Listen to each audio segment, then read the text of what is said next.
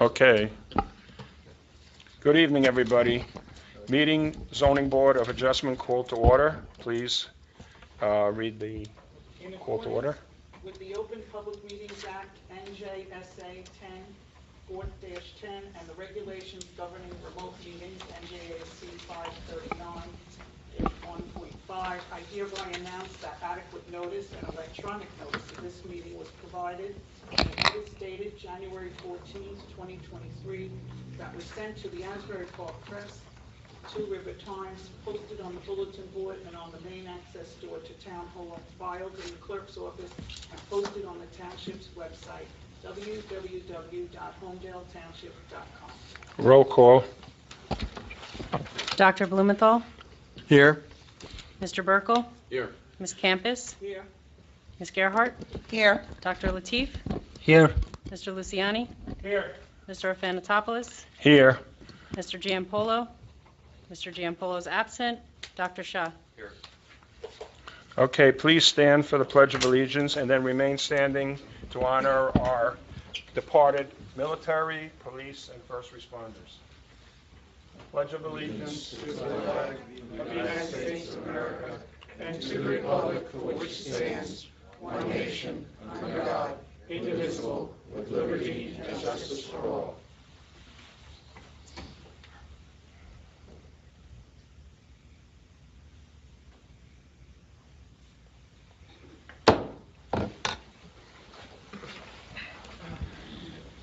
Public item number 1. Zoning Board Adjustment 2023-4, Roberts of Holmdel, LLC, 161 Highway 34, Block 13, lots 2.02 and 2.02, Q Farm, R4R zone. Applicant seeks use variance relief to operate a commercial garden center / nursery and retail farm market. The retail farm market is a permitted accessory use for farms and agriculture. The proposed retail farm market exceeds the permitted building coverage for retail farm markets. Applicant also requires bulk variance relief for pre-existing non-conforming conditions, including minimum front yard setback, minimum buffer for commercial use, minimum parking setback, and minimum driveway setback from the property line. This will not be heard and will be carried and renoticed to a future zoning board meeting. Okay, so there's no date set for this, so the applicant's going to have to renotice when he talks to the Loretta and works out a date. Okay, item number 2. Item 2. Oh, Courtney, you see, Loretta, you found me out being here. Zoning Board Adjustment 2023-7, John Blair Jr., 294 Middle Road, Lot 56, Lot 3R30 zone. Applicant seeks bulk variance relief for a detached garage reconstructed on the existing foundation after it was destroyed by a fire. Applicant received all proper permits for the reconstruction, but it was mistakenly built at 16 feet high and 15 feet 15. Okay. Is there all the notices and everything in order, Courtney? Yes. Okay, thank you. Proceed. Yes. I'm good to go. Yep. Jeffrey Gale of the firm of Gale and Lachlan, appearing on behalf of the applicant. That was an accurate description of what's occurred here. The existing garage for this property burned to the ground, melted a portion of the vinyl fence that was on the property line. My client reconstructed the garage on the prior footprint, meaning there was no extension in any direction, but his framers. Courtney, you want to record for the record he came in? Yep. Mr. Giampolo came in at 7:05. Go ahead, sorry. It's not a problem, but his framers inadvertently forgot to trim the 1 inch on the height, and it wasn't discovered until the municipal inspector came and said, this is 16 feet, not 15 feet. We submitted plans. If you look at the plans that we submitted from our architect, you would find that it says 15 feet with a cross through it, and it now says 16 feet as built. My client, I'm going to call him the general contractor, he hired the framers, and he was on vacation in Jamaica at the time, and came back to be told that it's too high, but just go in before the board, and perhaps they will grant you a variance. No one guarantees a variance. Who And told that's why them, we're who told here them this- that? Excuse Who me? told them that? To come before the board? No, to continue building and then come before the board. Well, when the house was, well, strike that, when the garage was framed, it was 90% complete. Oh, okay.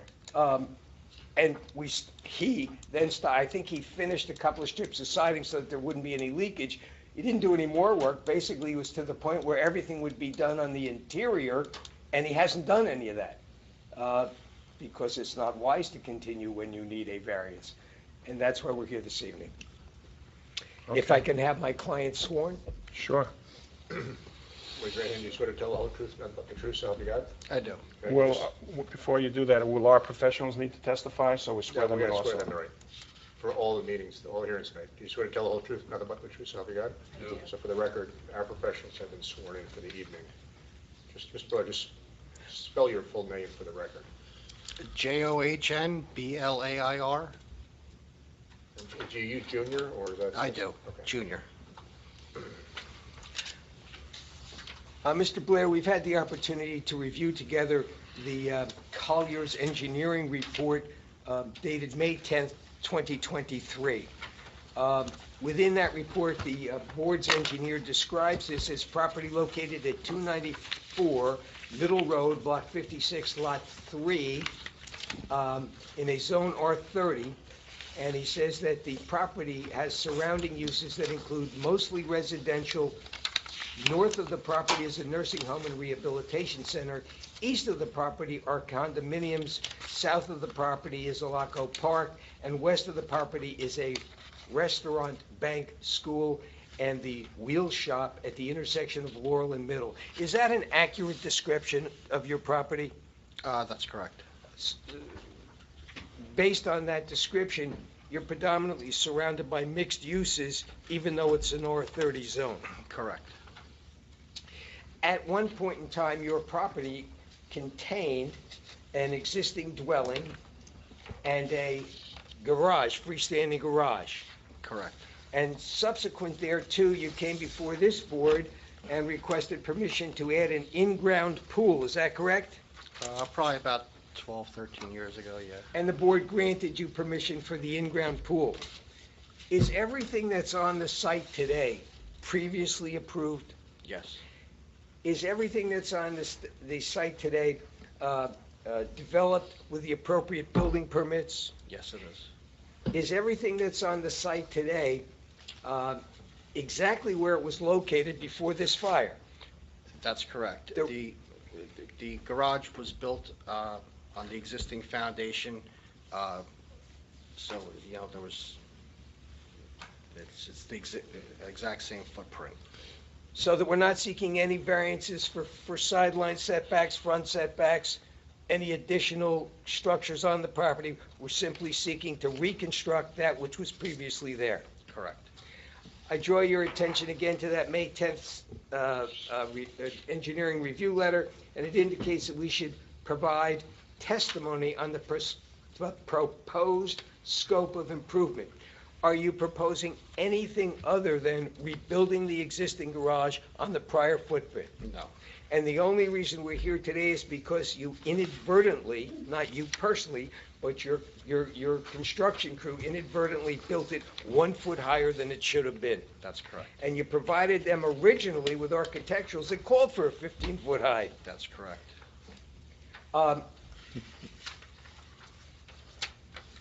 We submitted a set of photographs. A number of the questions in this engineering review letter had to do with the types of materials, the elevations. As opposed to the elevations, we provided photographs of the actual garage as it presently stands. Yes, we did. And in regard to that, can you give the board a brief, there should be 2 packets. I don't know, does the board have them? I Two don't have packets. photographs. I don't see it. I think they were, no, I only got 2 paper copies. What happened? We're going to have to introduce those. I don't think we have them. They were part of the, Online? I think so. Okay. They Why don't were we- included why don't on a flash drive, and I sent 2 Why don't we hard just sets. mark that as A1, since the board members they don't have a copy here, and then we'll pass them along. Mr. Gale, can I suggest that we go based on Bob's comments, item by item, so that we know either check or cross or something we negotiate if something has to be. This way, make it a lot simpler for all of us. So can you start with Bob's comment number 1? Sure. We actually covered that. That was the scope Right. of the development, and it's limited to replacing a previously existing garage. Number 2, the prior approvals, I referred to the resolution for the pool. I believe it's 12 years ago. It had nothing to do with the garage. It had to do with adding a swimming pool to the back of the property, and it was granted. Okay, Bob, are you okay with what he's saying so far? Yes. Okay. Okay, number 3? In terms of things like the lot coverage and the proposed improvement, we're not proposing anything other than rebuilding the garage on the existing footprint, so none of that should change. Okay, Bob's shaking his head, okay, go ahead. Testimony should be provided on the anticipated construction schedule based on the fact that it's 90% complete. I guess our answer would probably be 2 weeks if we get an approval here this evening. There's nothing that would hold this project up. It's just the interior now, right? Yes. Is that correct, Mr. Blair? It's there's a small storage area in the upstairs. The downstairs is sheet rock, the upstairs is only insulated. Okay, but the whole exterior is done. The exterior is done, yes, sir. That's fine, Mr. Chairman. Okay, We should provide the anticipated use of the garage in conjunction with any private business operations. Mr. Blair, you and I discussed this. You operate a demolition and roofing company. Do you have separate offices for that business? I do. My office complex is on 646 Palmer Avenue in Middletown. And do you conduct any of that business out of your private home? No, I do not. And do you store any of the materials used in connection with your business at your private home? No, I do And not. do you store your vehicles used in connection with the business at your home? I may drive a pickup truck home if I get off the job at 7 at night, but other than that, no. What's the purpose of this garage?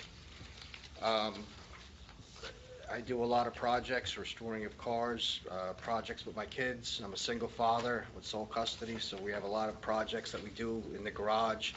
That's why I have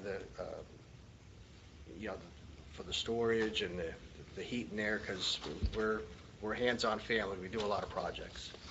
And do any of these projects intertwine with the nature of your business? For the most part, no. And in regard to this particular garage, it has electric? It does. Does it have plumbing? No, There is no bathroom facility here? no, There is no kitchen here? no. It's simply a garage with a storage area above for the materials you use in connection with your automobiles and Correct. other projects? It does have heat in it. Well, that was the electric. so electric heat or gas heat? Gas heat, Propane or natural gas? natural gas. Okay. In regard to this use of your property, is this what you used your prior garage for? Yes. This is not something new, this is something you've been doing there, My prior garage has been there for 23 years. the one that's now burned down? Yes. Okay. In regard to the number 7, the proposed improvements and their architectural finishes, the architectural finishes would be as portrayed on the photographs, Correct. and perhaps now would be a good time to mark the, does the board have one set up there? We don't have any photographs. Yes. Bob has all the sets? No, and I have the other set in the, I have this And the- here. file. Well, I need one to show my clients. If I can borrow one set. We could just pass them around. Which ones are we going to mark up, though? Bob, can you give them, Let's mark that as A1, and then, are we marking the whole package? as A1, yeah. How many Okay. are there, Jeff? That's what I was going to ask him to describe that for the record. 11, yeah, it's 1, 2, Can you describe what they are, who took them, when they were taken?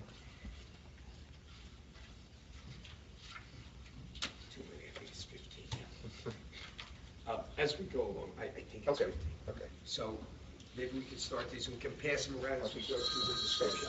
Mine should be in the same order as yours. Mr. Gale, just on comment number 6, there will be no hazardous materials stored. Correct. Correct. Correct. Okay. That is correct, Mr. That's Blair? correct. No hazard. Mr. Blair, I show you the first of the photographs. Can you indicate to the board what this is a picture of? It's the front view of the garage. Basically, I was showing it's cedar impression siding, AZAC trim with crown moldings. We did use higher-end materials in the building of the garage to keep it tastefully looking. And I'm going to show you what's photograph number 2. Excuse me, Mr. Gale? Yes, We're sir. not going to all see that, so maybe you can hold it up. I don't know if everybody can see from far away, Oh, sure. but at least... Unless, if you stuck the flash drive in, will they come up on the screen? We don't know how to do that. I'm sorry. How to say that? I was trying. You should learn it. I don't even know where the. All right, for another day. You know what, Mr. Blair, we're going to go up to the mic here because it'll be easier to show the board if we're closer to the board. So if you would You just, can use that mic there, Yeah. sure. if you would just come closer with me, let's see if we can't get this done. This is the first photograph which you identified as being the front of the garage. That's correct.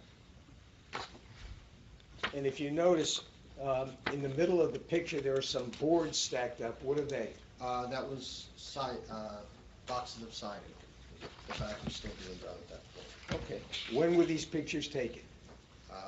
Maybe a few months ago, By whom? by me, So 3 months ago, March approximately. 2023.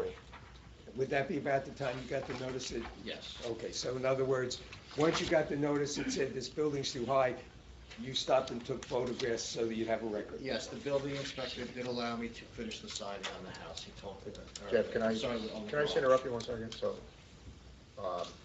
Jason has a little potential conflict. He wants to recuse himself from any, to be part of this. So, good idea, just to, you don't have to, Our daughters know each other. Yes. yeah, so. That's no big. More than just knowing, right? Yeah, His daughter is very, right. very They're, good. they're good friends. So you need to, unfortunately, you'll need to step out of the Yeah, room. okay.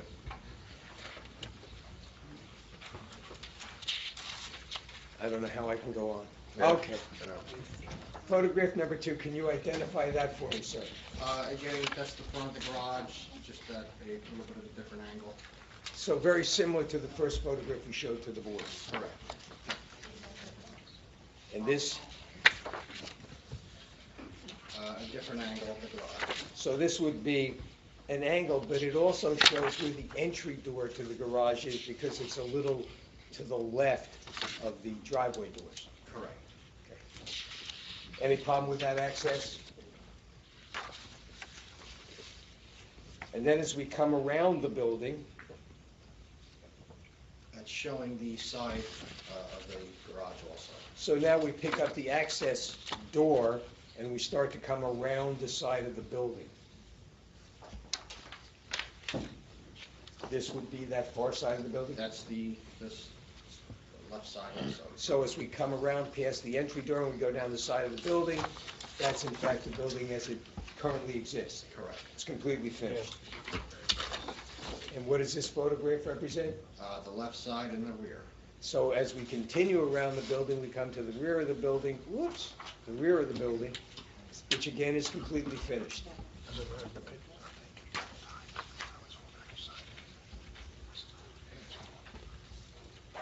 We then come around to the side of the building again, and is this the same side that you showed before? That's the same side. So it's just another photograph, slightly different angle. Mr. Gale, it's not a big deal, but in the first shot, you showed us the siding all piled up in the front of the house, and the applicant mentioned that he got permission to side the rest of the house. So obviously, the 2 pictures had to be different dates, some No, of the during the pictures. course of the fire, it was such a bad fire that busted out. This is a separate detached garage. I'm from my familiar house. with it. It burnt my complete back I side I of the was house, there. all the railings. I'm on the first aid squad, I happened to be Okay, there, so okay. I saw what it did.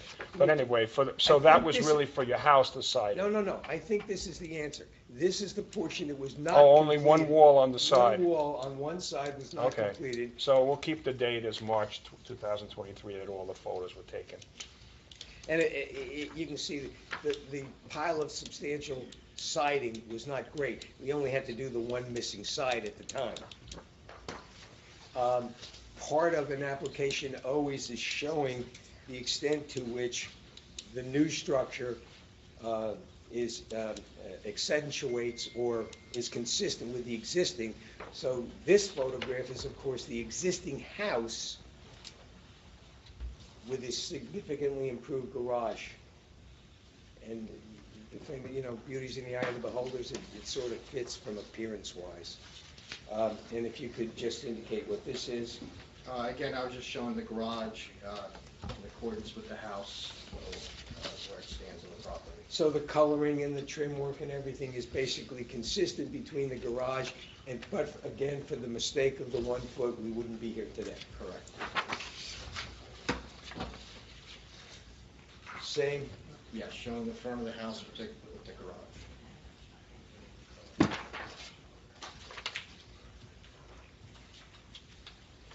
And this photo, sir?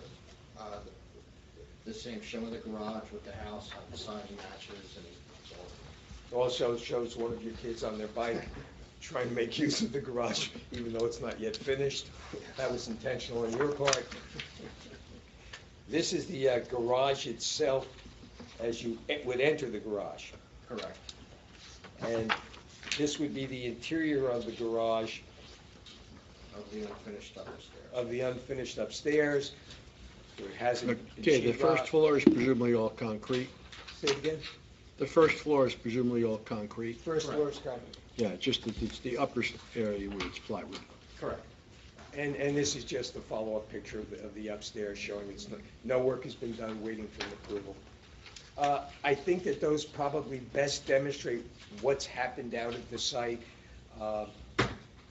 If you want, I'll go back now and answer the rest of the engineer's questions. Well, let me ask you something about the upstairs. Yes. That's going to be strictly storage up there? Yes. There's not going to be like a craft room or a workspace or desks or tables or anything like that? Storage, I'm gonna have storage racks, steel storage racks. Would you be willing to stipulate as a special condition that there will be no plumbing up there, and no hazardous materials will be stored downstairs? Those are things we covered, and Marty could put that in the conditions Well, there's no plumbing in the building For now. the whole structure, right? for the whole structure. For the garage, there is no plumbing. No water. Well, the plumbing would be gas, that's one thing, but that's acceptable, but no water. No water and. No water or So we sewer. have no problem stipulating that that this, should it be approved, does not include and in fact excludes water, and if we wanted it, we'd have to come back. Okay. Did the previous garage before it was burnt have heat in it also, or is Yes. there something that just? Yes, the previous one had heat and air conditioning. Yeah. Couple of follow-up questions related to that. You said no hazardous materials, although if you're working on cars, it's not uncommon to make use of various solvents, some of which may or may not be hazardous. Well, if you add the phrase "in de minimis quantities," we have no problem. Okay. And then, what was the cause of the fire? My son, one of his hobbies, he has the high-end remote control cars, and the lithium battery. Ah. went out. Yeah. Okay, so it's nothing related to the structure of the building or the utilities in the building or what you were doing with a car, but No, unless you had an electric car no. with a It's lithium battery one of the remote pack. controls, I mean, the battery's probably, I read more and more about problems with any of these smaller lithium batteries where, because of the cost of the device, they try to keep the cost down. And so obviously, they have made some cost cuttings on these batteries. And I guess you need, if you have those, you better store them outside. they're all stored in a, like a military ammunition Why? box now, and the charging wires go into there. Oh, for It's Jason? closed, that way it will explode. Okay, John. Yeah. yeah, it's, Before we go on, we should seat John for Jason. Yes. We didn't say that earlier. Should have reminded me. Okay, continue, Mr. Gale. So what are we up to, numbers 8 or 7? Number 8, and you asked that we provide the Lithium batteries. anticipated differences. They're not anticipated, the building's there. The only difference, again, is the 1 foot in height. There's an indication that no freehold soil conservation district certification is required, and we agree. Testimony should be provided on how all disturbed areas are going to be restored. It's de minimis at best because we're on the prior footing, and frankly, the soil's already been pushed back. So There's it's really not not much else to do. You wanted a note regarding any damage by construction activity. Again, it's 90% done.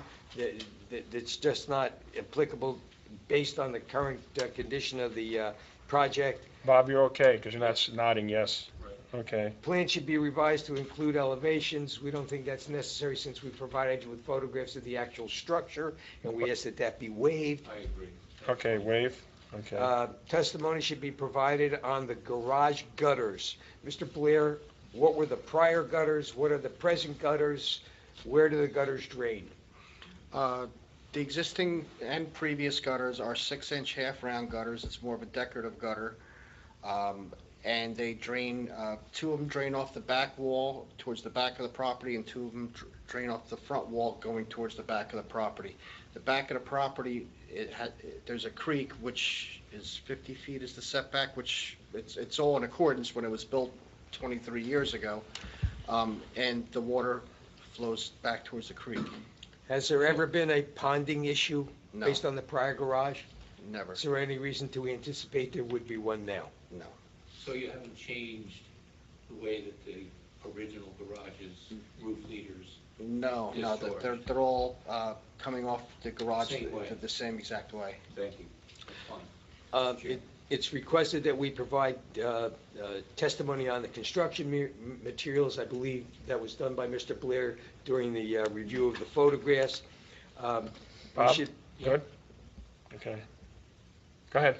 Just We checking should with Bob. provide testimony as to whether any security, solar, lighting, or landscaping improvements are proposed. There are no landscaping improvements. There is no solar on the garage structure, although there is existing solar on the house. And do you have exterior lighting on this garage? I don't recall. I do. There's a spotlight above the garage door and 3 wall lights on the wall itself. And they face the driveway? Correct. They don't face any of the adjacent properties? Correct. Okay. Good, Bob? Yes, that's fine. What fire protection measures are being installed? During the process of the building, the inspector made sure all the fire stops are in the framing. Also, there's the building inspector had us put fire alarms in there. So we are up to code as all that goes. When you say fire alarms, you mean smoke detectors? Smoke detectors, yes. Okay, it's a big difference.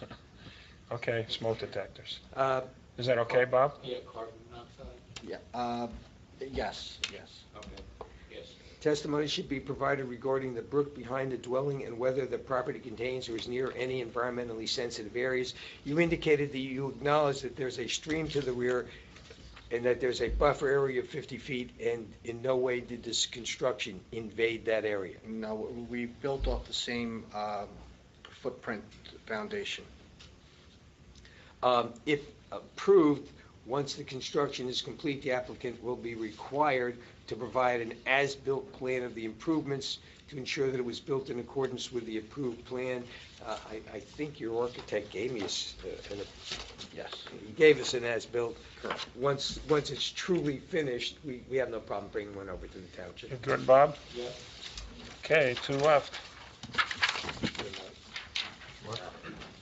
Um, Oh, yeah, that's true. The rest have to do with municipal officials determining whether there are any other issues that need to be addressed. Okay, I'll ask our planner who's here. Sure. I didn't do a formal review of this application, but having, reviewed the material and hearing the testimony tonight, this is one of those things that unfortunately does happen, and I think the applicant has, they have to address the proofs, the positive criteria, negative criteria, in terms of, positive criteria, special reasons for why the board should approve this application, negative criteria, any impacts on neighboring properties or on the township, any impacts on the zone plan and zoning ordinance. I will say, just that this garage was built on the same footprint, which meets the side yard setbacks for the zone. So it actually slightly exceeds them. So that's, it's not an issue of it encroaching closer to a neighbor. And I think, that they've shown how it's been designed. I think it has a good nice architectural treatment on it. And I think that my only other comment had to do with, as you can see on one of the as-built exhibit, where the architect recolored or, rewrote what was actually built. The difference in height is in the upper storage area. I don't know, I'm not sure exactly what exhibit this is, but the upper storage area was intended to be about 4'11", and it ended up at 5'10". So, that's still under 7 feet for, it's not habitable. I think you've already gone through the fact that it won't have any plumbing, bathroom, et cetera, and they're willing to say that as a condition of approval. So that's the only comments I have. Thank you, Kate. Okay, have board members have any questions on anything we've gone over so far? Okay, continue, Mr. Gill. I believe that's the applicant's case, Mr. Chairman. Okay. Anybody out in the public have any comments or questions for the application? I see none. Okay, board, any final questions? If not, I'd like a motion from somebody. I would second it. Okay. Roll call. Mr. Banatopoulos? Yes. Dr. Blumenthal? Yes. Ms. Campus? Yes. Dr. Lateef? Yes. Mr. Luciani? Yes. Ms. Gerhart? Yes. And Mr. Giampolo? Yes. Okay, you're all set. Board, thank you for your courtesy. Thank you for your time, Board, I appreciate it. Thank you. Even you, Morty.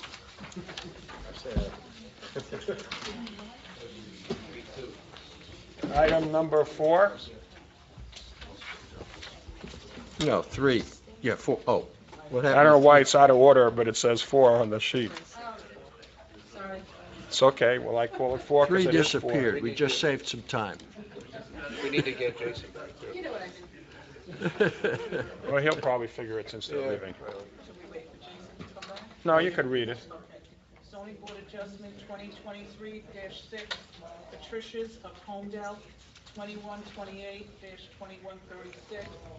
State Highway 35, Lot 5435, Lot 1, LI.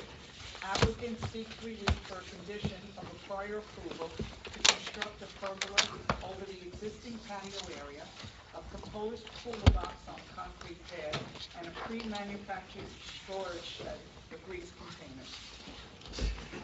Thank you. Are all the notices in order? Fees up to date? Okay, before we get started, we should address conflicts.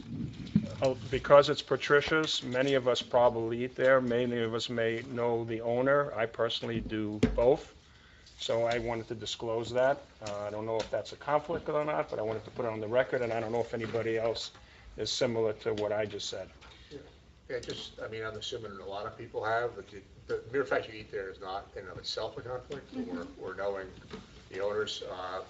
If you are very close friends, or you go there, twice a week, every week, I would say it's a different story. If you're Can't afford it twice a if week. you're a casual diner, I would say no, but I will also defer to the applicant's counsel, and they can confirm that that they don't perceive any conflicts. No, none has been disclosed by my client. Again, I eat there, we're friends, I know Frank, I'm fine. Anybody else want to disclose? Okay, I guess we'll proceed then. Okay. Well, can I ask how many members are here tonight?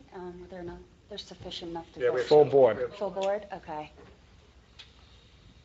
I don't perceive it as a conflict, but I don't hope that there's anyone else that would perceive it as a conflict. So I don't know if we should just go ask if there's anyone objecting first to see if we should. Mean anybody in the audience? Yeah, because if there's someone who's going to claim that he wants to object to his application, and we have a member who may be in conflict, I don't want to throw out the application or taint Okay. the waters. That's fair. I mean, just so it's clear, the board members that have spoken indicated they do eat there and they know the owner, but they're not, no one has indicated they're very close friends or, weekly, patrons. That would, to me, be a different story. But I would agree. I mean, it's a good time if there's anybody in the public that might want to say something. The board members may want to reconsider their position. At the end of the day, it's their decision to make, obviously with your input. I would ask if there's any members of the public that perceive it. Well, you have already. Yeah, well, has Anybody have an issue with what we said about conflict? no, seeing none. Okay, the public says they're okay. Thank you so much, Okay, sir. introduce yourself. I'm sorry we jumped ahead. Oh, no problem. Good evening. My name is Catherine Kim from Cleary, Giacobbe, Alfieri, and Jacobs on behalf of Patricia's of Holmdel. We're here tonight seeking an approval from the zoning board pursuant to a previous special condition of approval from an application that the same applicant here filed before this board for prior work or site improvements that were done for the existing restaurant. One of the conditions requires that jurisdiction be retained by the zoning board, and therefore we filed the application accordingly, pretty much to address the outdoor dining area where we have a patio area that has a tent existing right now, providing an overhang or some kind of protection from the elements for the customers. But now we're seeking to put a pergola along with a cooler box for a grease container. So I'm more than happy to proceed with my professionals if the board doesn't mind. No. How many witnesses are you going to have? I have Dan here. We have Frank here from the Shall restaurant. we swear both of them in, just that we can go back and forth? Yes. So if you both raise your right hand, do you both swear to tell the truth, nothing but the truth, so help you God? I do. And if you're going to go first, just when you go, Frank, you can do it, but just spell your name for the record. Yep, Daniel Condator, Condator. And what's your, Credentials. Yeah, you're going to give us the credentials. So I'd like what to. firm are you with? Mode Architects. I was going to ask you to present your credentials, Yeah. experience, and licensing to be qualified as an expert. Yes, my name is Daniel Condator. I am the owner of Mode Architects. I studied a Bachelor's of Architecture at Roger Williams University. I graduated in 2002. I've been licensed since 2008. I have an office in Asbury Park, New Jersey, and I've been presenting in front of boards throughout Monmouth and Ocean County for the last, 8 to 10 years. Have you presented in front of Holmdel boards? No, I haven't. It's actually my first time here. Okay. What other neighboring boards have you presented? Middletown, most of the Seabright, Ocean Township, Asbury Park, Wall, so just pretty much everywhere. Anybody have any questions? Okay. You're accepted. Great, thank you. All right. Daniel, can you start with giving us a brief description of the property? Sure. So, everybody so far seems to say they've been there, so we're all mostly familiar with it. So it should be easy for me to describe. But as you enter Patricia's, the main entrance, and then, some years ago, they added the indoor room or like the extra bonus room on the side. And on the side of that, they added an outdoor patio, right? So over the last couple of years, you've seen that patio covered with a tent, just a really kind of not attractive structure that puts up there. So to extend the outdoor seating through some of the cooler months and provide closure on rainy days and things like that. What Frank is trying to do is just improve upon that situation and put something there that's more aesthetically pleasing. It has a better function. A tent is covered all the time. What we're proposing is a pergola that is able to do both. So for the primary use is to provide shade but open air on nice days, and should it be rainy, it's able to close for those rainy days. The structure itself it's an independent structure. It's not something that we're going to build in the field. This is something that we're going to purchase. So in a sense, the patio pavers that are there today will remain in place. We'll have to remove some pavers, and we'll put really like a 12-inch concrete tube footing to hold the post. So there'll be posts around the corners and along the building wall to support it, so it'll be independently supported. There might be some minor anchors that tie it into the face of the building at the roof, but structurally itself, it's independent. So it's kind of like, if you think of it as like a plug-and-play type structure, it could be taken down, disassembled. It's not a part of the permanent building.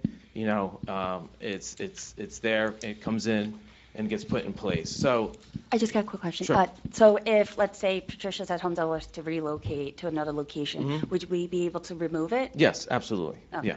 Yeah. It's not tied to the building systems. It will come with some installed lighting, right? Some down lighting that comes as options with these types of systems. That's just tied into a simple electrical junction box. It's nothing overly complicated. You know, there's a lot of different manufacturers, so what we're presenting here is not necessarily specific to one brand, because lead times and costs vary dramatically through these. So once we feel that we have an approval, Frank will be able to secure and procure the manufacturer that he wants. But they're all very similar. And actually, I have an image that wasn't in the original presentation, but it's not a rendering, but it's an image of something similar that kind of gives you a feel of what we're going to look to have when we're done. So I guess I can mark it as an exhibit.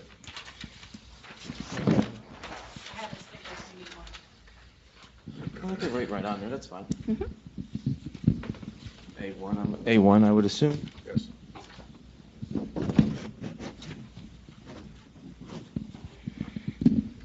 So really, this is the feeling that. And just describe what A1 is. Just So A1 is a typical manufacturer image of an existing a setup that would be similar to what we're proposing.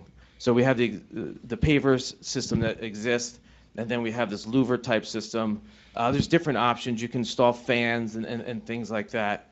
Our plan is also, we're proposing to have, sliding glass panels all around the perimeter that if it's inclement, we can close them, but for the most part, they will stay open. So in our mind, the operation of the patio as it exists remains the same. We're just improving upon it to make it a better experience for the customers. Can I interrupt you for a second? Sure. You mentioned there's going to be sliding doors, so does that mean that this is all year round?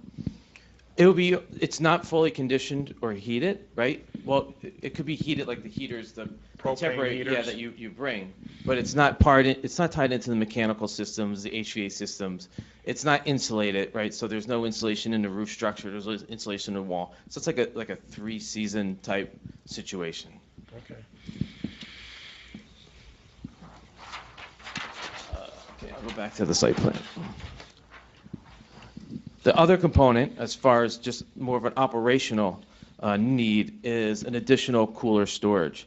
So if you're familiar with the new room behind there, and tucked into the corner, we're proposing a 10 by 10 cooler box. So it's tucked into the corner. We're trying to nestle it into a tight space. There's landscaping around that area now. It's 10 by 10. It's a typical cooler box, insulated walls. We'll put a 6-inch slab down and connect it to the inside of the building. So it's a pretty straightforward design. And then the third thing is, they store their grease in containers. Those containers can just be put outside, but instead of leaving them outside and kind of being a messy eyesore, we're proposing just to buy like a garden type shed. Nothing special, something you could buy at like Lowe's or Home Depot, just to put those containers in and close them so they're not visible from the back of the building. So it's just a very simple prefabricated structure to buy and use for that. And that's really basically the improvements that we're looking for. Okay, anybody have any questions for the engineer? Architect, I'm sorry. Yeah, are these these cooking oils or whatever that you store there, Mhm. they're not a fire hazard? No, they're allowed to be stored outside. I mean, it's better to keep them outside. It's better health for inside the restaurant to have them outside. It keeps varmints and other things from trying to get in to get to that area. So it's fine. Okay, any others? How about our professionals? Mr. Chairman, just to go through the letter. Yeah, I guess that's the easiest That's thing fine. to do. Let's do that. Do you have the letter with you? Same thing we did with the other application. You guys sat through that one. You got a few pages here.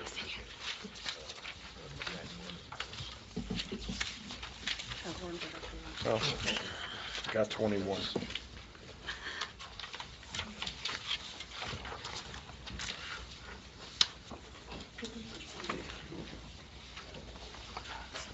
So whoever is going to answer any of those numbers going down the list, you can let them answer. Yeah, Mr. Chairman, Yeah. 2, and 4 have already been answered by the previous testimony, so we could start with number 3. Okay.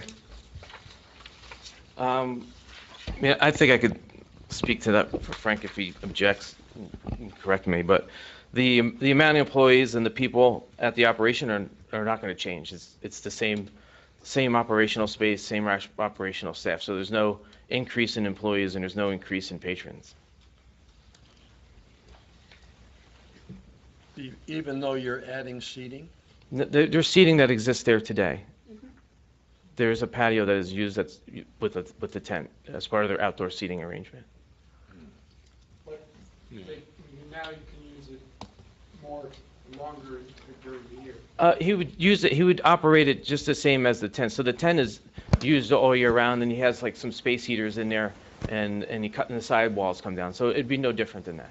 Mr. Chairman, I don't mean to interrupt Bob or going through this letter, but I think just for the board's knowledge, because I know this site has a history, I think, if I can just take just a couple minutes to just kind of go through basically why they're here, what has transpired, and what relief they're requesting.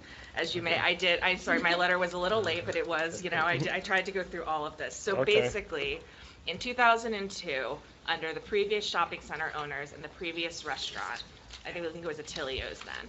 Attilio's came before the zoning board because they wanted to have an outdoor dining area. And the zoning officer and the professionals or whomever at that time determined that that outdoor dining area counted as additional floor area of Holmdel Commons. So because of that, they came to this board for an FAR variance. I wouldn't have made that decision. Outdoor is not floor area, but alas, that was made then. So that happened 2002. 2017, and at that time there was a condition that the outdoor space remain open, unenclosed, and uncovered. So in 2017, the current owner came to this board again because this board retained jurisdiction because of that you issued the condition of approval, and he sought to fully enclose that patio to become part of the main restaurant. So that was granted as well, that relief of that condition, and that's how the restaurant was operating. And please feel free to correct me afterwards if I have any of these details wrong. So then, one of the conditions of that approval was that no outdoor seating was permitted no additional new outdoor seating was permitted or anywhere on the leased premises. Then it becomes 2020. And, the township is issuing these kind of emergency, temporary permits, and, and it was really kind of essential for restaurants to have that.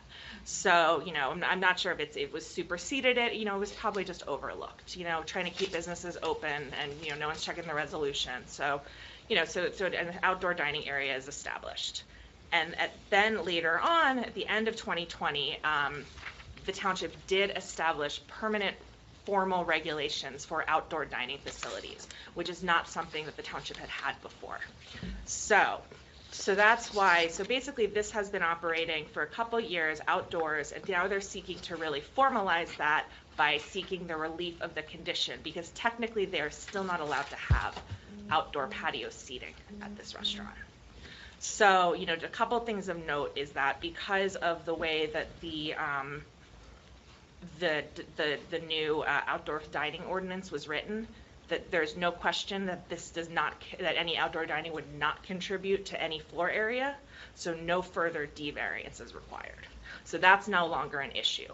And I'm not sure if that was an issue in 2017 where it was considered that it might increase the overall floor area of the commons. That is no longer an issue because of the way outdoor dining facilities are now defined throughout Holmdel Township. So I just wanted to make that clear. So really what they're here for, you know, is the relief of the condition in 2017 that prohibited outdoor dining, which was really a result of enclosing the former outdoor patio space.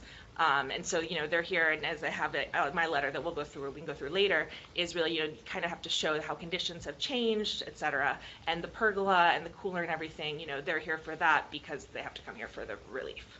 So that's my understanding of how we got here. Thank you, Kate. Yeah, I mean, you know, I have a different piece of the history. Yeah, right. I was on the board in part of the time when the original Commons was approved. Mm-hmm.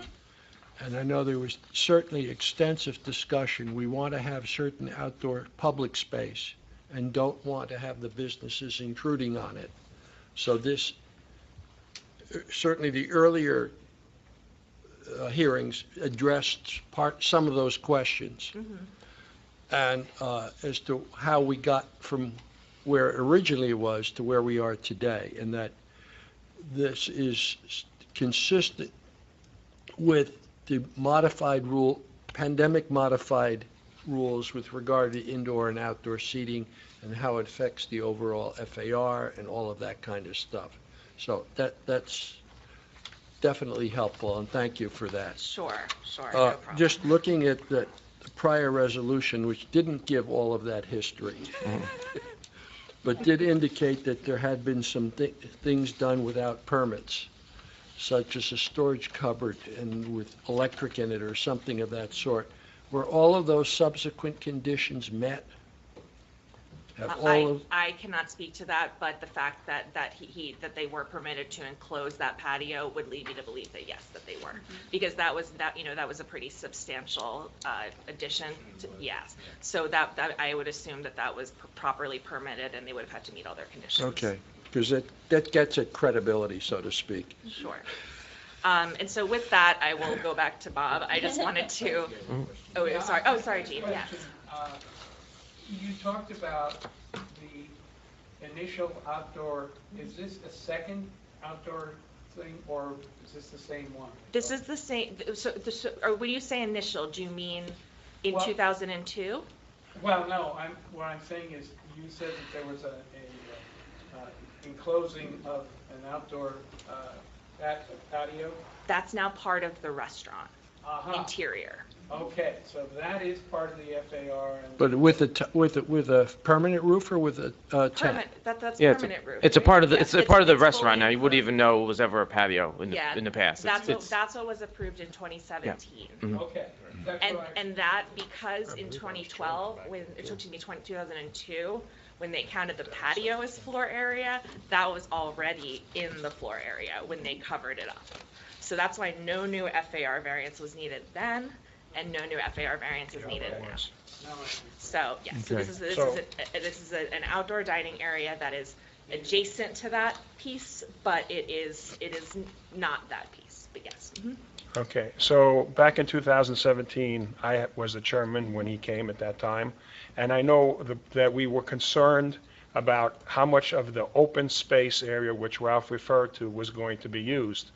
And at that time, we decided that we would put that special condition in, and Frank agreed to that, because we didn't want to intrude any more public space by the restaurant taking it. Now, obviously, since then, we've had the COVID and we've had the outdoor seating, which is obviously a really desirable thing. And I think that the town agreed to everything, and personally, I think it enhances our public area having that seating area. So it's, the history of that is correct the way you stated it, but the special condition was put there because we felt that at that time, we didn't want to take that public area away, Yeah, yes, and. right?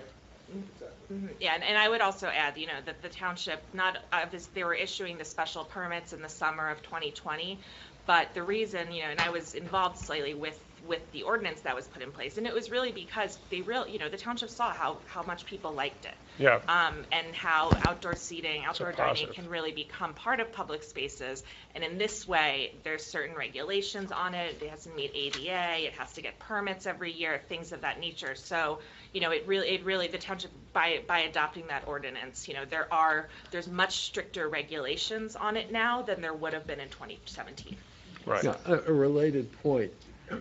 You're the owner-operator of the restaurant. You don't own the shopping center. Do we have permission from the owner of the shopping center for this application? Yes.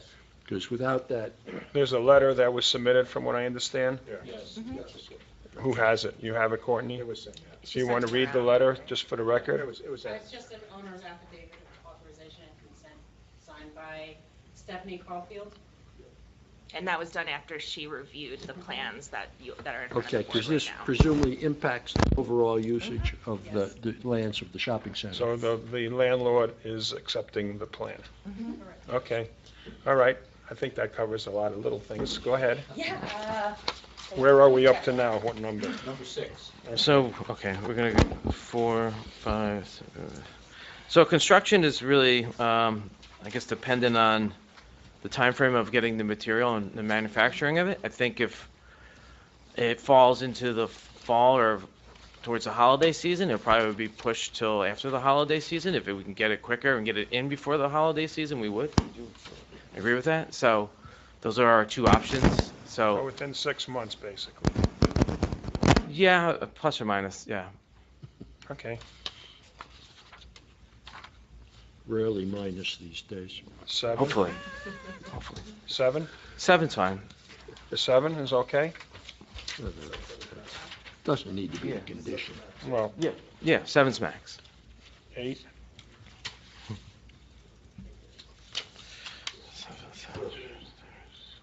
I think you meant number 8, right?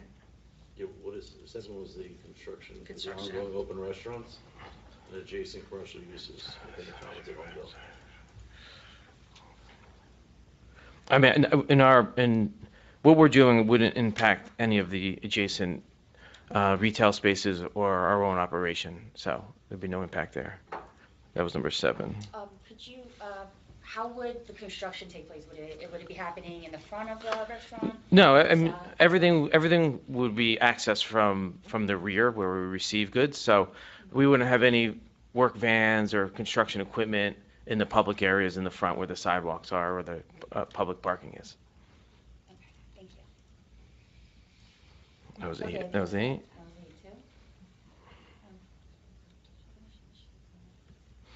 too. Okay, so 9 is a finish. I think I kind of described that in my previous testimony. I mean, prefer, like, the pergola system. Number 9? You're talking about number 9? Yeah, number Yeah. 9. That's already been testified. Yeah, Okay, you said that earlier. okay. 10 is, we agree. Statements. Yep. 11.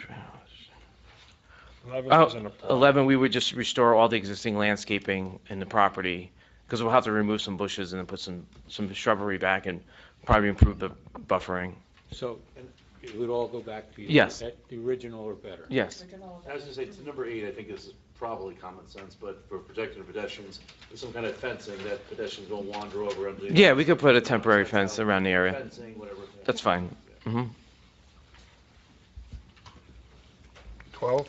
12, yeah, I will, I'll provide that in the final drawings when we prepare our permit drawings for the building plans. So we'll have Okay. the slab details. We'll add that general note that you're talking about. I'll correct my spelling, thank you. Provide a construction detail for construction at grade. We're Yeah. up to 15 now. Yeah, 15. So like I said, we're not, it's not going to be any type of continuous footing. It's going to be, you know, that's me. Okay. It's just going to be more of like what they call a sonotube type footing, a 12-inch diameter that goes down to the frost depth with the anchor bolts for the post. And then that'll be set below the paver, so we'll put the pavers back around it to clean it up. And Okay. Just provide a detail. Yeah. Of course. No problem. The existing patio, I don't know the bedding of the existing patio. I wasn't there when it was installed, but it is like a 4x6 paver system that is in good shape, and I don't believe there's any other further we need to do with it. Rob? Just, well, when you do the sonotube and stuff, you'll see a little Yeah. bit more, Mhm. and just give us a little detail. Okay. How that is, just for the record. Mm-hmm. Yeah, in the as-built. Wouldn't there be any plans when they built the patio? Because that was in there, that was built later on somewhere. Do you have architectural I plans? was not the architect at the time, and I do not have, I don't have those. That may, original, that may be a Oh. little difficult to, Yeah, okay. to get right now. All right. Keep going. Number 17. 17, the ADA compliance, it would operate the way it is now, which is compliant. We have ADA compliance through the actual restaurant itself. So that would be the primary access when customers come in. They're still going to go to the hostess stand, and they'll be brought through the party room on the side adjacent to it, and there's a set of doors there. We also have an access door just for egress purposes, but that wouldn't be an ADA access. It would be an exit only. We wouldn't want patrons to come through the outside. In the pergola is going to be egress door. Yeah. Okay. Mm-hmm. Yeah, and I would also note that under the township's ordinance for outdoor dining, they are not entitled to a permit unless they can show ADA compliance. Yeah. Okay. So in other words, all entering people will come in the main entrance and not walk into the pergola by itself? Yeah, that's correct. directly? Yeah, that's going to be a controlled situation. 18. So the lighting, there will be, I made testimony, there'll be downlighting as a part of the structure system. I will provide an as-built plan, that's fine, that's not a problem. And I think that's it for me. And assuming with just the pergola, you have plans for runoff, water runoff? Yeah, yep, so it's internally, it will drain and slope, in that grass area is where there's actually inlet in there, in the field, that everything drains to, so it'll be the same. Kate? I just have a couple, I think I went through a lot of the more detailed parts of my letter. One comment is that, we're talking, tonight we've been mostly speaking about the patio that's to the rear of the former patio, but there also is sidewalk seating outside there, and so that's also technically, that's part of what the condition would be relieving. That wouldn't be covered by the pergola, but, just want to make the applicant aware that to continue that would also have to be part of the township's outdoor seating permit process. So, yes, so there's only a few tables kind of underneath, but. That front overhang. Yeah, just so that. Describe it for the record where you're talking I'm about. talking about under the walkway closer to 30, between the entrance of the restaurant and 35, but sort of in between Turning Point and the entrance. So there's a handful of tables, but just wanted to be clear that's technically, the relief would also permit that too. Okay. Next is, I also just, number 3 of my letter, and these are again, But just Kate, for my resolution, so we're giving relief for putting the pergola up, and then also relief now for this sidewalk seating, the relief is strictly to permit any outdoor dining. Any outdoor seating. The pergola is really just kind of like an accessory structure. I don't think it's necessarily not permitted. Right. It's just, but they're here as part of the application to let the board know what it would look like. Gotcha. The other thing I just wanted to note, number 3 of my letter, is that this township's outdoor dining ordinance does not require the seating to be counted as for parking purposes if you're in a shopping center. So that's not, just wanted to, so that's not an issue here. Number 4, outdoor dining facilities are defined as exempt from site plan approval. which is something, this is not technically a site plan application here tonight. They're really just coming in for the relief of the condition. And I think that, the applicants put testimony on the record where it does meet all those conditions. And number 5, I just note that there are the standard 30-113. That's the outdoor dining ordinance. Just a note that they do have to meet all of those, even if if the board chooses to look favorably on it, they still have to meet those.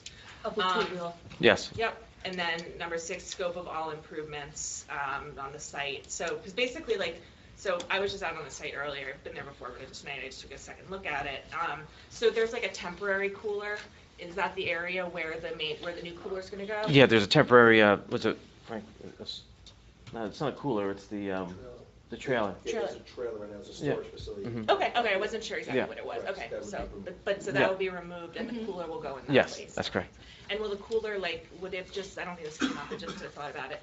So aesthetically, if you're standing on that back driveway, if you're looking at the building, will the cooler kind of blend into the wall there? Yes. Okay. Yeah, we tried to nestle it into that corner, into 2 walls. And that will only be accessed from the inside of the restaurant? That's correct. Yeah. Okay.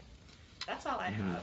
So, Kate, if we grant this approval, what happens to the resolution that we made back then? Is it still in effect, saying that you can't add any additional outdoor seating? So we're granting approval for this one, but he still can't add any additional. How does that work? Say no. You're That's not the case. you're basically wiping out that condition. The rest of the resolution. Permanently. Unless you want to put conditions on it. Yeah. Right. You But can say I only would for also- this outdoor area. Yeah, I would also note, anything that they would want to do on this property, everything's subject to owner approval. It's subject to the township's new outdoor dining regulations, so they are kind of limited there. But yeah, basically, the way really at this point, all of if you were to agree to give them that relief tonight, all the resolutions should kind of be looked at together. I would say it's a little. Yeah, that's what I mean, because Yeah. it gets confusing. Are we canceling that other resolution, what we said Yeah, about You're not outdoor? canceling the don't resolution. cancel. Well, you know what I mean, not cancel, but are we carrying that? All those conditions Yes. always reference, any condition in the priors are always carried forward to the new. Right. Unless it's one that we're given relief of, which is, so the question you would have, if you're going to approve this, You would have are to- we completely getting rid of condition 5? Or That's just what I for meant. purposes of the Of this areas in application. question that we know about tonight? Right. And that's up to the board, I Right. assume. It would be a little, it's a little tricky to kind of designate exactly how many seats or how many, how to define exactly what he has now or what he's proposing now. But that is in the board's right to do that, to say, but you'd have to make sure, you would have to want it to be enforceable. So, I don't know, for example, how many seats are out there, how many tables, so anything like that. Because if you just say we grant relief to permit what is out there today, what happens in 5 years? What do Well, you you think of could that? limit it to the as-built, the dimensions, Right. well, not number of seats, but the dimensions of the as-built, and anything else like sidewalks is pursuant to the township, ordinance. Yeah. We don't have to even touch that one. Obviously, that's permitted. So we could just do a global, if the ordinance permits it, they have that approval. They don't need to come back, So to add a limits. table on the sidewalk. So that's how, if you're thinking about that, the board, that's what I would suggest. Well, I'm just thinking that we made a condition back then, Yes. and I don't think we should change that condition. I think we'll amend that condition if we approve what he's asking for today, but I think it should still be in effect for any future things that they may do, all due respect. Which condition are you referring Five, to? number five. Now, No additional outdoor seating. No additional, in other words, back then we did that, that's why they're here today. So that should still remain in effect, that no additional, other than what we grant tonight, should be allowed unless they come back in front of us but again. how does that interchange with the new outdoor ordinance, which is after this? They would run in tandem, because Right now, Mr. Briscoe, have you gotten, do you have permits for what's out there now? Yes. So, okay, so he has been getting the outdoor dining permits from the township as appropriate, but technically, it shouldn't have been issued really, because if it wasn't for the COVID emergency, I don't think, so that's why we're here now, to actually formalize it. So the outdoor dining permits are going to continue to apply to that, what we're talking about tonight, the sidewalk seating, et cetera. If you were to say, and that's another thing, You're limited to any additional area that the applicant gets a permit for under that outdoor dining ordinance, and that's as simple as we can make it. Say that again? We're limited to both the current patio area, which is where the pergola is going, and any other area that the applicant obtains applicable permits pursuant to that new ordinance that the But township. that's separate from this. Separate from this, but then he doesn't have to come back if he adds another table or 4 more tables. But if he does that under the other ordinance, then that's independent of We this. could write an ordinance tonight that says any permit he gets for other outdoor seating pursuant to that ordinance is permitted. It's not a violation of the 2017 prohibition. That way you don't have to come back every time. Yeah, that's what I'm trying to get at. But I was gonna say, aren't there there's 3 areas, actually, when you're looking at the front entrance, there's the area to the left, the area to the right, and then the back area. So there's gonna be 3 outdoor areas we should be clear about. There's 3 outdoor seating areas. Well, it's all on the lease. So it's all in leased areas. So I'm not, if I want to go around the fountain, I don't need a permit for that. Yeah. Frank, you have to come up and tell us who you are, because you're going on the record with something. Hi, I'm Frank Brusco, owner of Patricia's of Holmdel. Brusco, B as in boy, R-U-S-C-O. So you just indicated anything we're talking about is in your lease, it's your Correct. leased areas. Exactly, so it's just my leased area. There's no other areas. If I wanted to go around another part of the building that's currently not permitted, I'd have to get a approval from the landlord, which he probably would not give us. Or if they did, at that point, something I'd have to sign off on, and it would only be seasonal. It wouldn't be covered, or it'd just be for whatever reasons. We do events where if I did want to put a tent, I'd have to get a 1-day permit or 2-day permit. That I'm still allowed to do, but I believe everything that you said is the right way. It's probably worded properly as well. So that wouldn't impact you because you don't have that leased area anyway. So Exactly. we limit it to So the we're limited to current where I'm patio at. area and whatever those And the other 2 permits are. sections. Yeah, that's easy. There's one to the left that we had not talked about. If you're looking at the entrance, there's one to the left with about 6 tables to the left. Okay, so, And but then to the yeah, right, there's more tables on the right-hand side of the entrance. Anything on my leased property, right, there may be a total of 10 tables, 20, whatever it may be, whatever I got permitted for.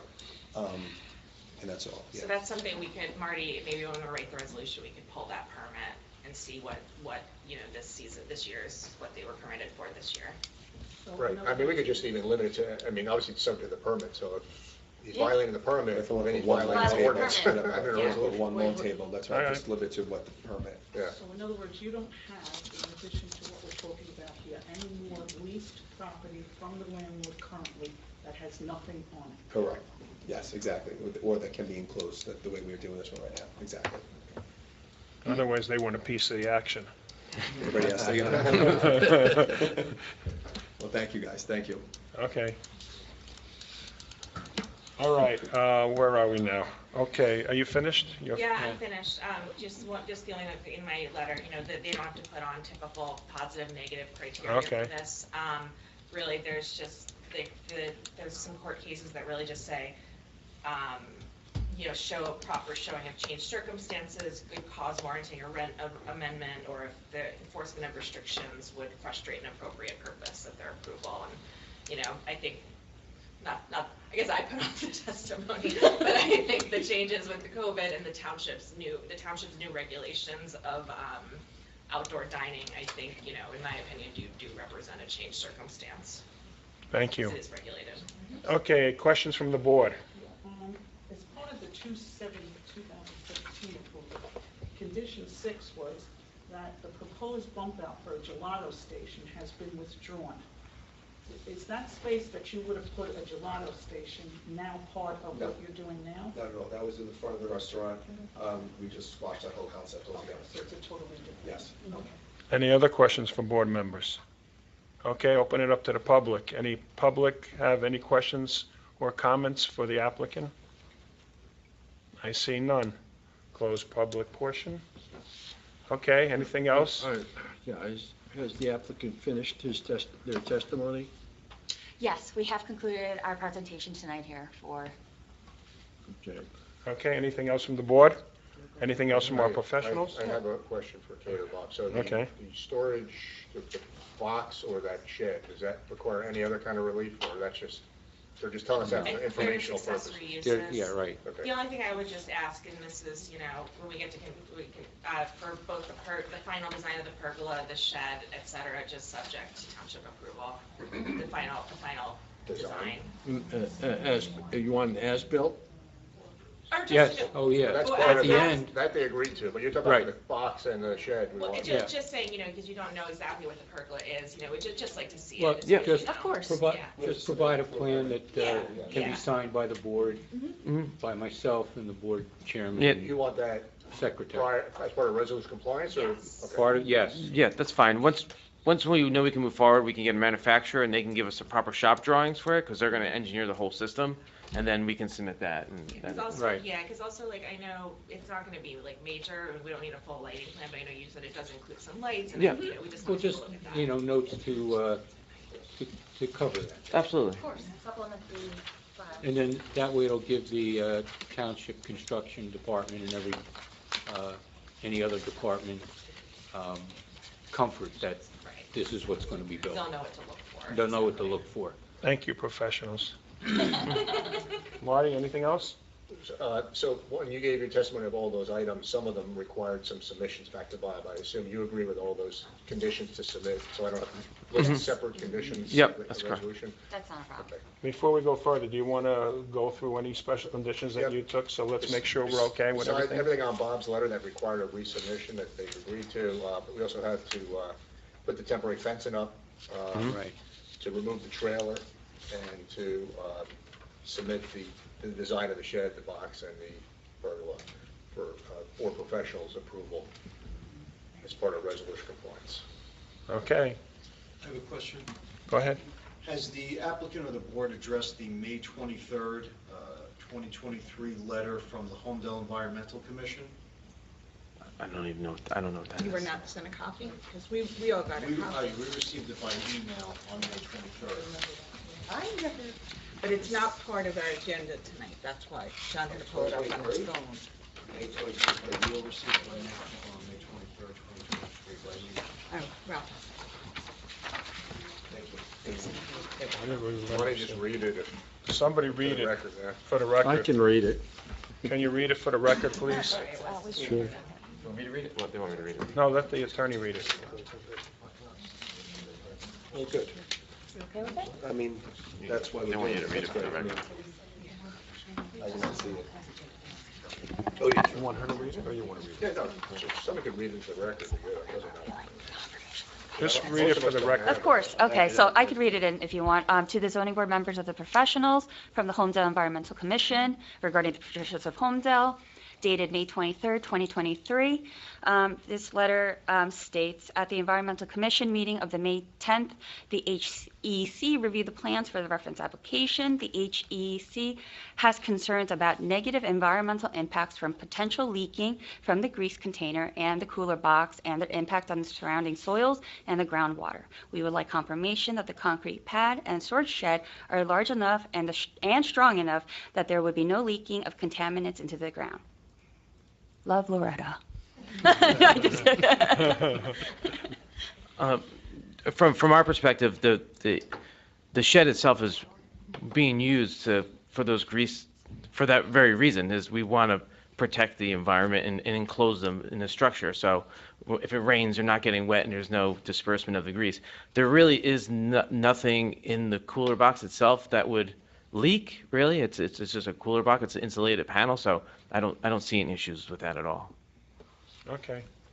and just to clarify, you're currently storing the grease there. This is just a covering for what you're Right now, giving. there's grease all over the place right now. Yes, He's yes, just joking. yes. What kind of containers are used to store the grease in?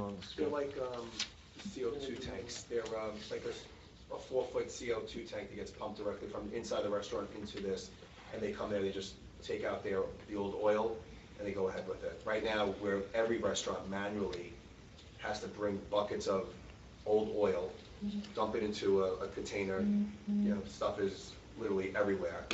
And that's just the nature of it. And there's some random guy or whatever company will come and pick up all that old excess oil. It's on the floor, it's gross, it's very dirty. This is a clean way just to do it. We don't have to do this. It's just to really clean up the whole restaurant. It's just a better look and feel. So- Eventually, the Board of Health will want every restaurant to do this. It's a big push right now coming from the oil companies. Do you know why this letter was written? I have no idea, yeah.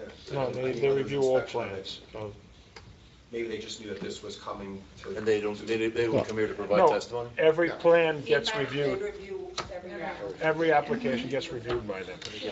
And we have no problems making sure we comply with this or provide proof to show that, we're going to make sure that. It's going to be very clear. It's the right way to do it. Everyone will be really happy with the way this looks. Okay. All right. Any other questions from board members? Go ahead. I have just one question. Do you have any plans on reducing the amount of grease consumption over the years? So that if in 10 years your grease might be double or triple, you might have to go for a bigger No, container. our current restaurant only has 3 fryers. There's only so much grease that can come out of the 3 fryers. The volume coming out of it will never be any different, not at all. It's very minimal. Instead of getting picked up right now once a week, we'll get picked up every 3 weeks, which is a lot better. Less traffic in the back of the building. Okay. Any other questions from board members? If not, can I have a motion from a board member? I motion to grant relief of the provision 5 of the 2017 variance. Per our discussion, to the patio area. and Together with Per- all the conditions. Including the storage shed, the cooler, and the Conditions. pergola, and 3 conditions. the 3 conditions. Second? Second? I'll second that. Go ahead, Gene. Roll call, please. Mr. O'Fanatopoulos? Yes. Dr. Blumenthal? Yeah, I guess this was much more complicated than I expected. And thank you for our professionals and the applicant for answering all the questions. So I was a little concerned ahead of time as what's all going on here. And again, the explanations definitely helped. So yes. Mr. Burkle? Yes. Ms. Campus? Yes. Dr. Latif? Yes. Mr. Luciani? Yes. Ms. Gerhart? Yes. Okay, you're all set. Thank you very much. Thank you very much, We'll everyone. see you Have a in great 6 night. months.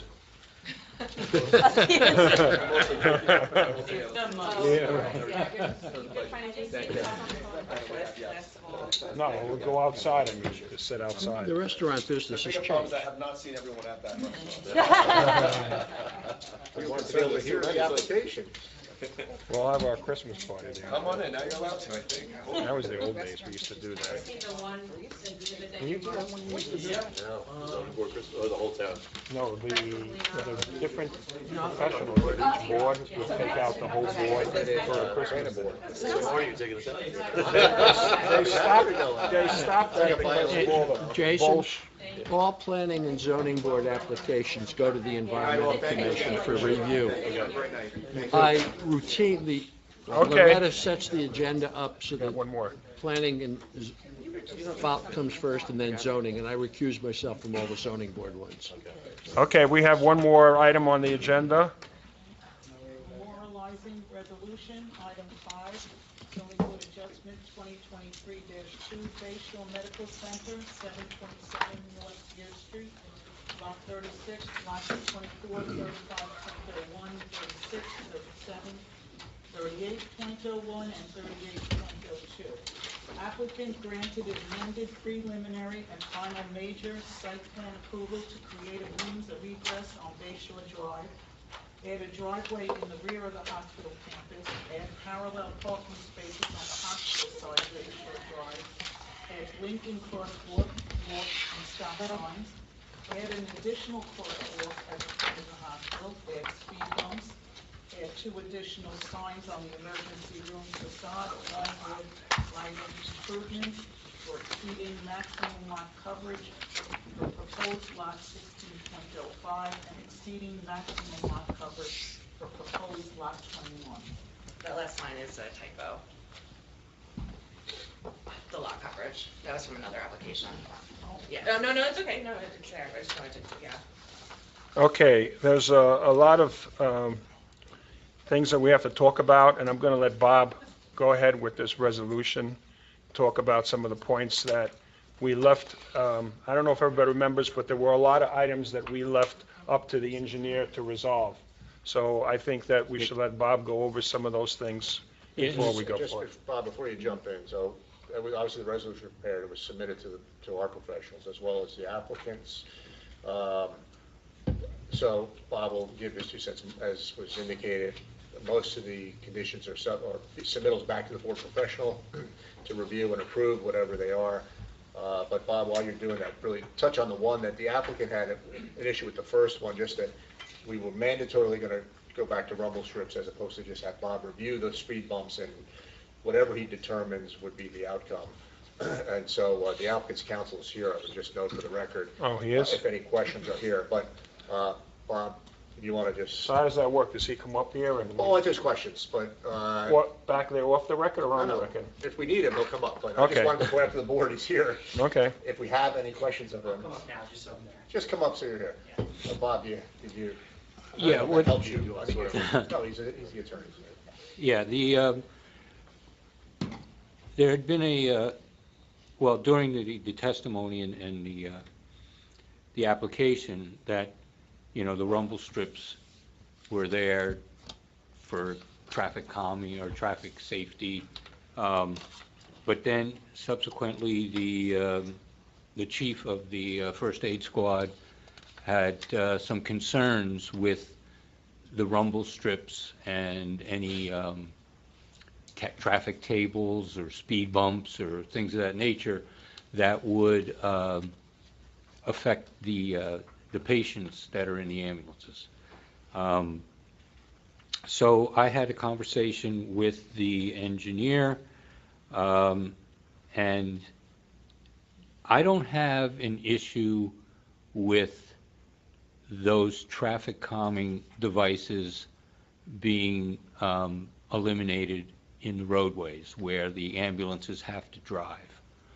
But I would still like the opportunity to review the traffic tables in the parking lot, because when you have the length and distance that you have in the parking lot that they're trying to improve, you can gain some real speed there. So I'd like the opportunity to at least have that condition upheld. So are you okay with the rewording of number 1? Yes. The board may not have seen, but it essentially get rid of the mandatory installation of rumble strips and made it subject to whatever you and. Right. At the end of it, it's your final determination, you approve. Right, especially, like I said, in the roadways, I don't have an issue with that. Okay. No. And there is, some existing rumble strips, and there is a speed bump where the ambulances come around. And if they want to take them out, that's fine. Well, I will, Or should they take them out? Yeah, they can. I mean, I don't have. And I don't have an objection to that. We're not doing that tonight. Bob's No, he's gonna no. review everything when he gets it and come up with his Yeah, final. well, Yeah. my I mean, record, I may not have the alphabet right, but we were talking primarily about streets B and C, which were sort of in front of the main entrance. Correct. Road B which is- comes in from Bay Shore Drive. Right. Correct. And that's not the prime route that ambulances would take, because they would go over to the other. There was testimony, that was just like those outpatient ambulances, not the ones like the Mitchell drives. So they're Right. just transporting people. Right, so that would say for those locations, which is where there's a lot more traffic, because it's all the main entrance to the parking lot. So the rumble strips might be appropriate there. Well, that's why I want the opportunity to Yeah. have that ability. And that's the area we're talking about. We're just saying that we're not mandating rumble strips. Right. Instead of speed bumps, we're gonna do whatever Bob comes up with. Right, and just to clarify, and I don't know what the letter of the roadway is, I'm talking about the roadway that went from the Bay Shore Nursing Home all the way to Beer Street, comes right through, because there are many times when patients are taken to go to the hospital that have fallen in the nursing home and have to go to the emergency room, so they have to come down that roadway. There is an existing speed bump, which Bob referred to, and that's the one the chief recommended being removed. So that whole road is smooth. So we're That's going with Bayshore patience. Drive? Whatever that road name, I don't know the name of Bayshore it. Drive. Is that what it is? So Yeah. Bayshore Drive should have no rumble strips, and of course, from the main entrance going to the emergency, should not have rumble strips. Right. Just so we're clear, that's not condition one. Condition one's roadway B.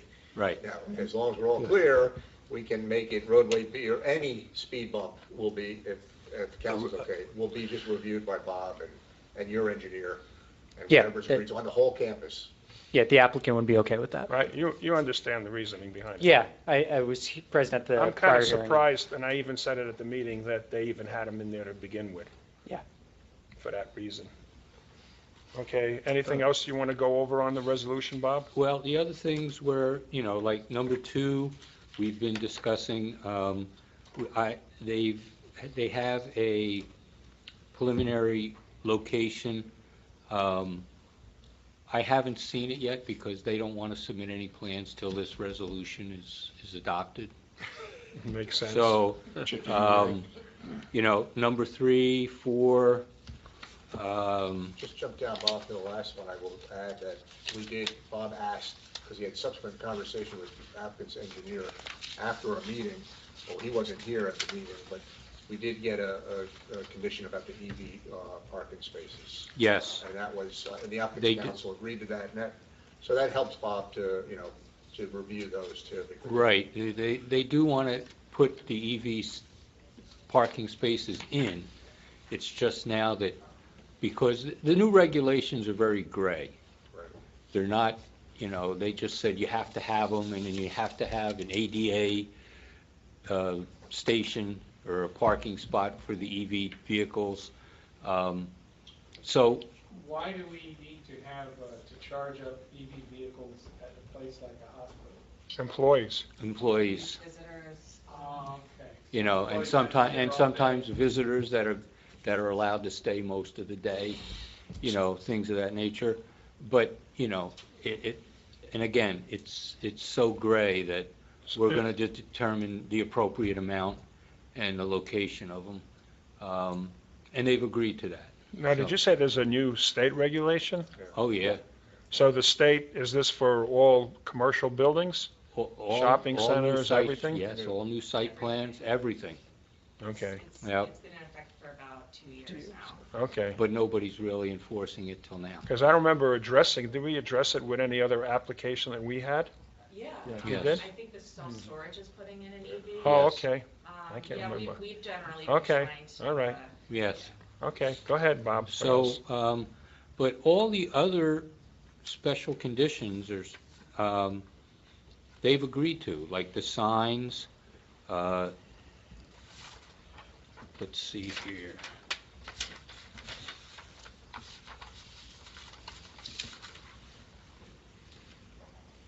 It was the banner, emergency room banner. Yes, all the, whether it's lit or things that, and they've agreed to all that. So we're Okay. going to look at the font sizes, we're going to look at the colors, we're going to look at the location of them. All right. So, and again, they have a set of plans ready to go, but they didn't want to submit them until they knew exactly what had to be done with the specific conditions. Okay, so is that okay with the resolution then? I think the resolution. We should approve, subject to modifying slightly number 1. Right. To talk about the whole campus, look at the speed bumps on the whole campus at Bayshore Drive, not just roadway B. Right. Okay. So I would make that condition when you approve the resolution. Yeah, All right. but all the other specific conditions, are, in my opinion, are appropriate, because they were all discussed at the public hearing Okay. and agreed upon. Okay, great.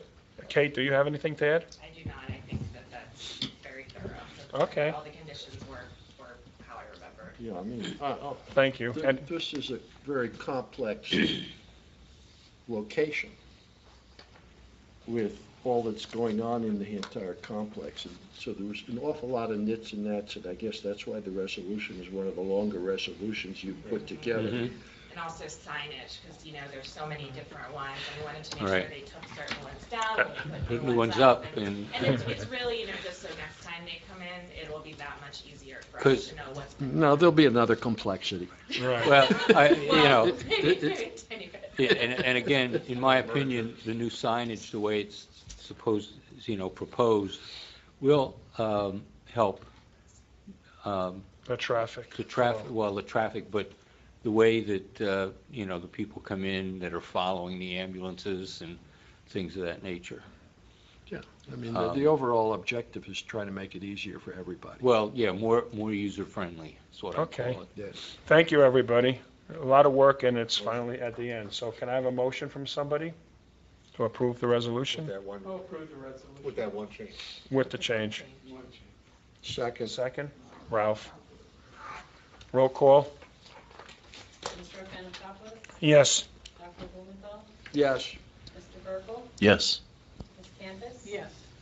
Dr. Latif? Yes. Mr. Luciani? Yes. Ms. Gerhart? Yes. Okay.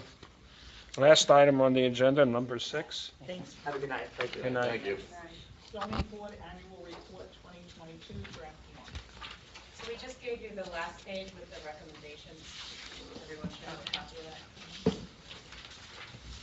So did everybody get a chance to review it? And does anybody have anything else that you remember from the year that we wanted to recommend to the Township Committee? This covers it at, shall we say, a high level. Does everybody understand what this part was? Because I know there's some new members. Yeah. I'll just repeat what this is all about. We hear a lot of different applications throughout the year, and sometimes things have come more than one, and there's special conditions for a particular neighborhood or particular item, and we want to suggest to the Township Committee that they review and perhaps change what the rules say for that particular area or that particular item. And this is our point to put recommendations down, and then Courtney sends it out to the township that we make some recommendations, and that's what these 3 bullet points are, things that have come up more than once, like, for example, the last one, the sign. Some of you probably heard it numerous times being on this board, right? The gate heights and that's what I meant to say. I said signs, gate. I would also just note for the new board members, this is a requirement from the municipal land use law for the zoning board to do this every year. Because, you know, the planning board has the mayor, the mayor's designee, and a township committee member sits on it, but the zoning board functions as an independent body. So this is your way of letting the TC know what's been going on. So, Yeah, could I haven't seen that. That's just the last page. The first multiple pages are a summary of what was heard last year. Kate, I know you've been thinking about the checklist. What's the current status of that? Oh, thank you for asking. I'm happy to say we had a very productive meeting with Bob Mullen, myself, Bob Mullen representing Bob Bucko as well, members of Loretta and Courtney, members of community development staff, and we got a lot done at that meeting. We did that about right before Memorial Day. And so, you know, I'm currently in the process of, with all the input from that meeting, I'm physically, you know, putting together a draft of the new checklist, which will then, you know, we'll share with them. Well, you know, we'll share with our kind of internal team. And so then that has to go, that's actually, that's an ordinance revision. That has to go through the township committee, planning board, and et cetera. So, but that is underway, and we hope to have that done. You know, I think we're on track to have a draft ready in the next month or so. Great. Good. With regard to the second item, technical reviews.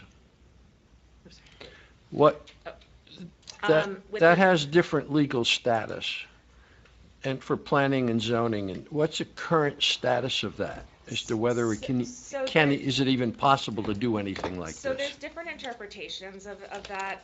To be honest, I had not heard the interpretation that zoning board applications couldn't go to the TRC until I came here. In most of my municipalities that I work in, any application can, because a lot of the time when someone comes in with a concept plan or a plan, you don't know what board it's going to. So this way, if you're able to extend, and I'll defer to attorneys on this, but in my experience, I don't think there's any prohibition in the MLUL that prevents the zoning board from having TRC reviews. And the idea there is that, once an application is in, slightly better shape, then their applicants can sit down with us, and, to make things easier when they come to the board. Right. Because, we can write letters, we can write, first of all, number one, the development checklist update should help clean up applications a lot.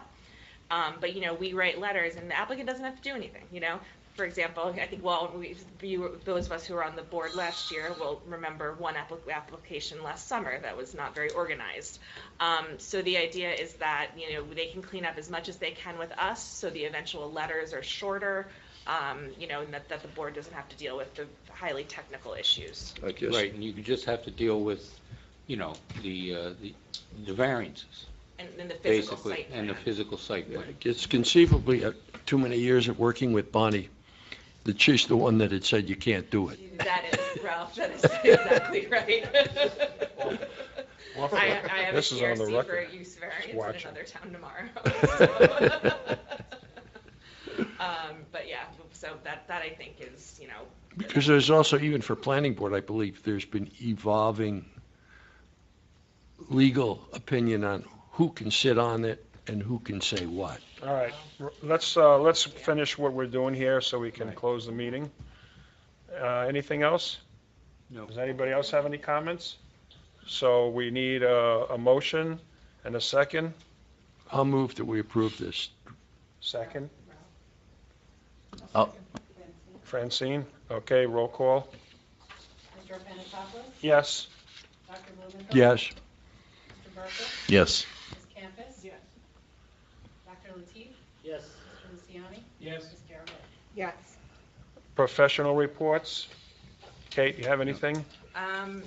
No, my report would really be that we are working on the development checklist, and we're excited for that, Bob? hopefully. Yeah, I'm working with, Ditto.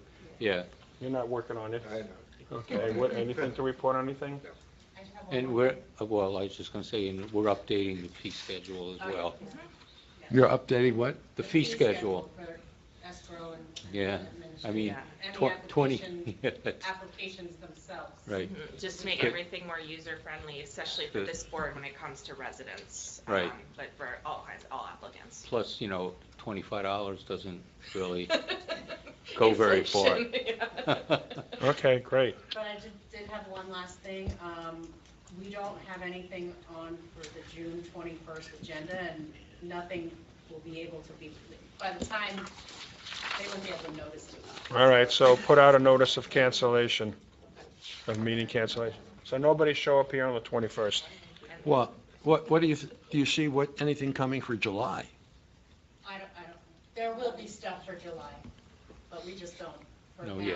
they won't be able to know. Even if I got, applications that were deemed complete, they wouldn't have enough time now for the June. For July, they'll have enough time.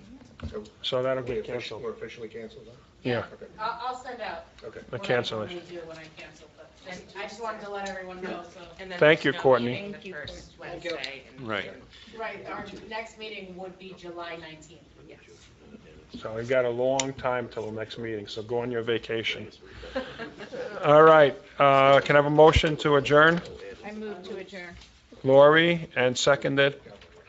Yep. Okay, everybody, thank you very much for attending. The motion didn't pass. Everybody said no. Okay, so that's, okay, so. Don't,